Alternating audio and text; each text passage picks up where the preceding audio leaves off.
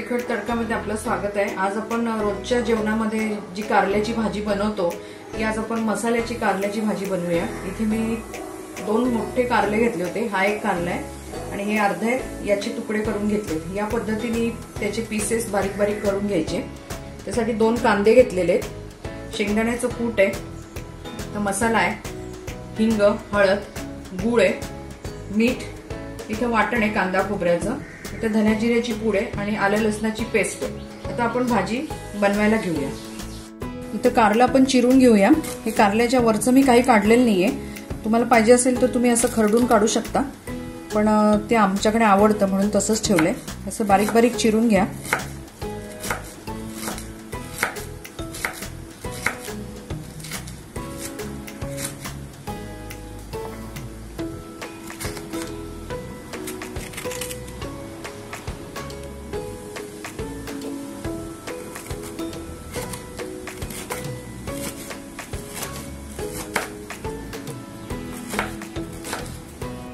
आपण कढई तापत ठेवली, त्याच्यात आता तेल घालूया। थोडंसं तेल जास्त लागेल।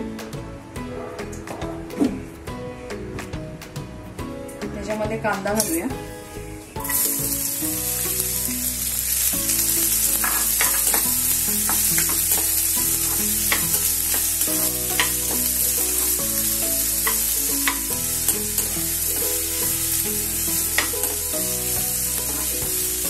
परतून घेऊया जरा 2-3 मिनिटं।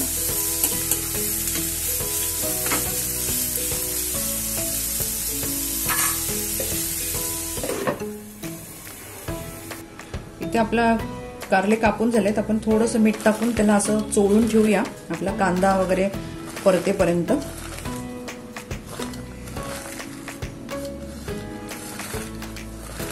मी कारले आधीच धुवून घेतले होते, त्याच्यामुळे आता फक्त ह्याचं पाण्यातून काढून घ्यायचे 5-1 मिनिटांनी, 5-10 मिनिटांनी।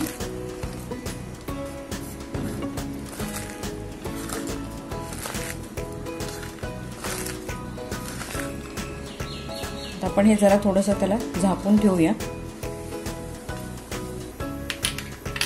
आपला कांदा परतला का बघूया। कांदा छान झालाय। आपण आलं लसणाची पेस्ट घालूया।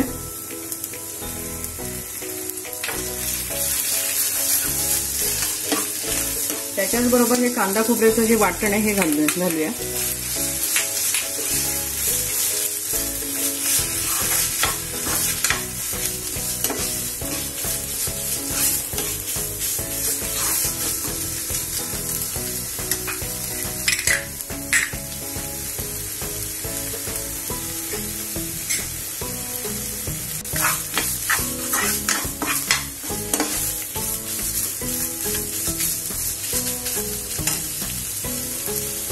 धन्या जिऱ्याची पूड, हिंग, हळद, मसाला आपण 5 मिनिटांनी घालू। हे जरा चांगलं परतून घेऊया। मी त्याच्यामध्ये थोडंसं मीठ घालते म्हणजे कांदा परतण्यासाठी, नंतर बाकीचं घालू। आता आपण हे झाकून ठेवूया 5-1 मिनिटं।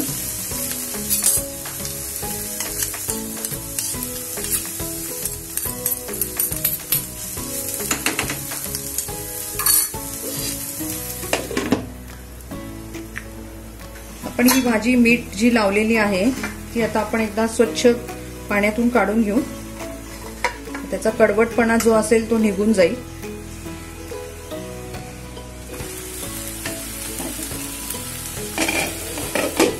आपला कांदा छान परतला गेलाय,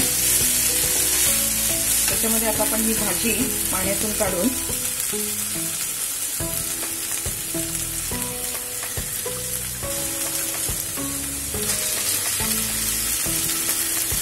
अशी पिळून टाकूया।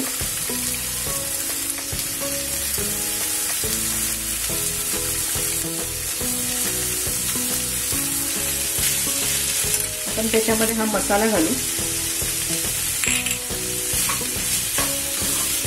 मगाशी आपण थोडंसंच मीठ घातलं होतं,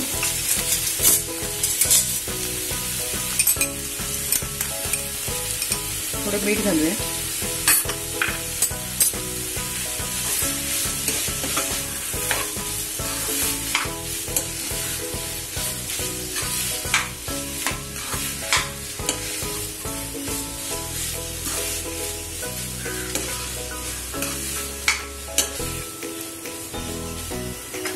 दाण्याचं कूट आहे.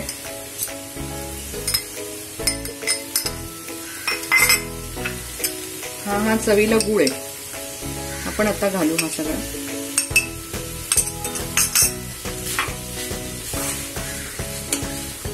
आता ही त्याच्यात पाणी न घालता हिला वाफेवरच शिजू द्यायची.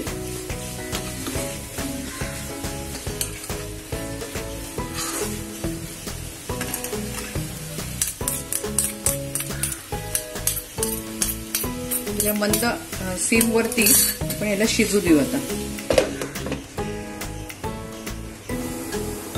आपली भाजी झाली का बघूया.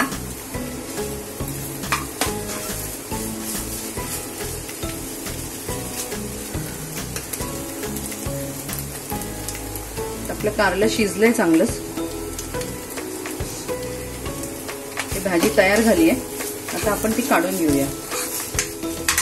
गॅस बंद करते. इथे आपली कारल्याची भाजी बनवून तयार झालेली आहे. तुम्ही बनवून बघा. ही औषधी भाजी आहे, त्यामुळे तुम्ही बनवा. तुमचे अभिप्राय आम्हाला कळवा. तसंच चॅनलला लाईक करा, शेअर करा, सबस्क्राईब करा. परत भेटू आपण नव्या रेसिपी बरोबर. धन्यवाद.